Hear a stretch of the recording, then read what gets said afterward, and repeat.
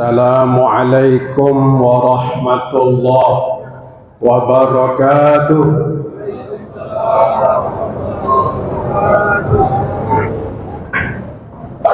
Kayaknya ibu-ibu belum semangat.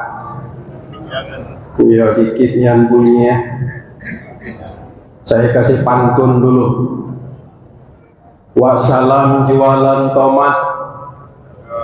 Tomat dijual di kota Jambi. Yang jawab salam saya dengan semangat, saya doakan cepat naik haji. Wah, itu baru. Assalamualaikum warahmatullahi wabarakatuh.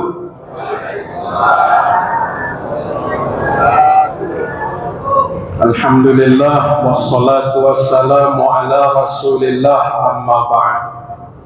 Pak Imam yang saya hormati, bapak-bapak, ibu-ibu, jamaah sholat tarawih Masjid Nurdin Hasanah. Alhamdulillah malam ini kita bisa hadir kembali dalam sholat tarawih. Bapak Ibu hadirin, dalam Al-Quran kita kenal yang namanya setan.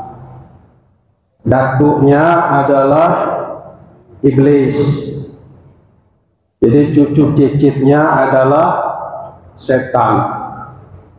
Kalau dalam Al-Quran Allah sudah tegaskan bahwa setan itu adalah musuh kita.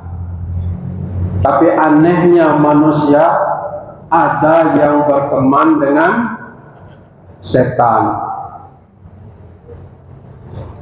Maka macam-macam cara orang berteman dengan setan. Kalau Allah katakan dalam Al-Quran, wa idh qulna lil malaikati isjudu li adama fasajadu illa iblis aba wastakbara wa kana minal kafirin. Jadi Allah perintahkan kepada semua malaikat. Waktu itu belum ada iblis, belum. Semuanya malaikat untuk sujud kepada Adam. Tapi ada satu malaikat tidak mau sujud kepada Adam, diberi stempel namanya iblis. Kenapa dia tidak mau sujud? Karena sombong, merasa paling hebat, merasa paling segala-galanya. Maka takabur, dia sombong. Maka disebab itulah iblis terusir dari surga. Padahal iblis itu tadinya paling rajin ibadah. Maka kita jangan sombong di dunia ini. Nah, ada orang yang menjadi musuh setan dan ada orang yang menjadi teman setan. Menjadi musuh setan adalah suatu yang baik, karena memang kita diperintahkan oleh Allah Subhanahu wa ta'ala untuk bermusuhan dengan setan. Karena setan itu sudah mengatakan, qala tabima aghwaytani la aqudanna siratal mustaqim. Karena Allah sudah mengatakan bahwa setan itu pembangkang, kata setan, baiklah, maka aku tidak akan berhenti menyesatkan manusia. Berarti setan alias iblis sejak dari dulu sudah menabuh gendang perang dengan manusia. Tapi anehnya manusia masih berdamai dengan setan.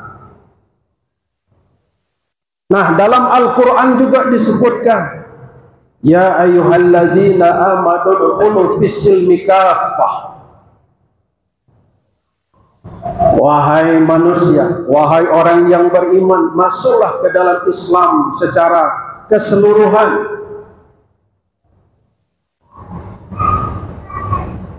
Dan janganlah kamu mengikuti setan. Wala tattabi'u khutuwat syaitan, innahu lakum aduwwun mubin. Sebab setan itu adalah musuh yang nyata. Nah, seharusnya kita menjadikan ayat ini sebagai pedoman. Lalu bapak-bapak, Gus Dur sambil berkelakar dia mengatakan kepada temannya ketika itu, setan itu ada 3 macam jenisnya. Pertama, jenis setan yang takut dengan ayat kursi. Paling takut dengan ayat kursi. Setan yang kalau dibacakan ayat kursi, dia lari terkencing-kencing. Ini jenis setan yang sebenarnya. Tapi ada lagi jenis yang kedua, kata Gus Dur, setan yang tidak jelas. Dibacakan ayat kursi, dia juga baca ayat kursi. Tapi kalau dilempar dengan kursi, dia lari juga pontang-panting. Setan jenis yang kedua.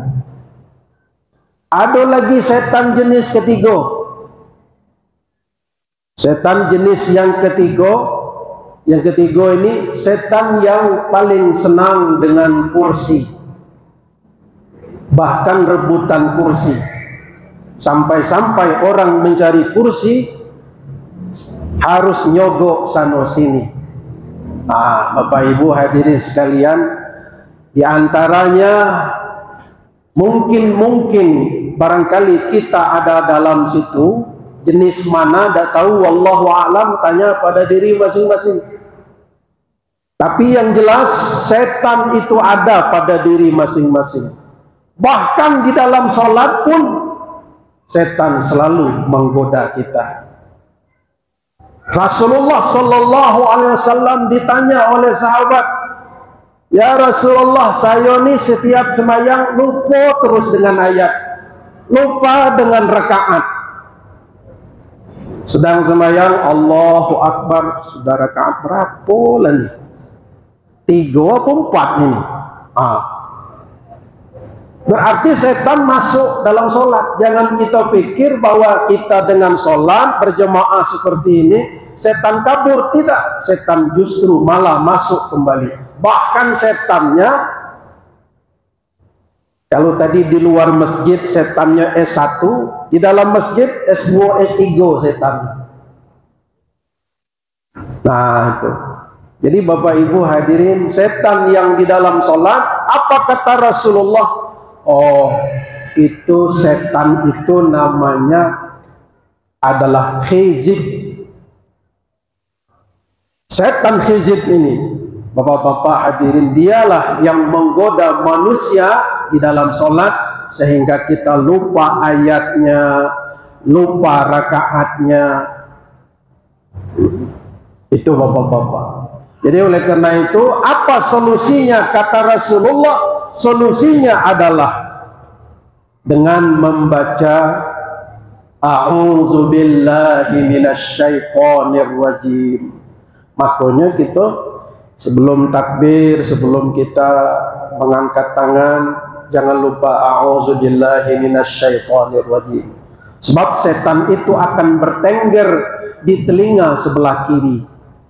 Maka itu Rasulullah Sallallahu Alaihi Wasallam mengatakan, kalau kamu lupa rakaat berapa, meludahlah ke sebelah kiri sebanyak 3 kali untuk mengusir setan.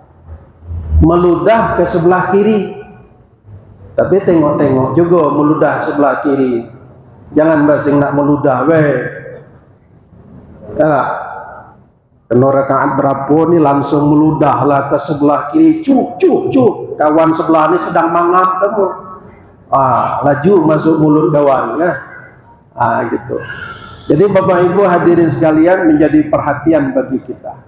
Nah, sekarang ini sudah mulai sop jamaah sholat tarawih sudah mengalami kemajuan. Ya bayar.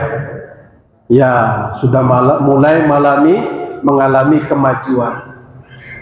Ya, Kalau tadinya malam pertama, kedua, ketiga, gabungan kuat di masjid, sampai harus masang tenda masjid.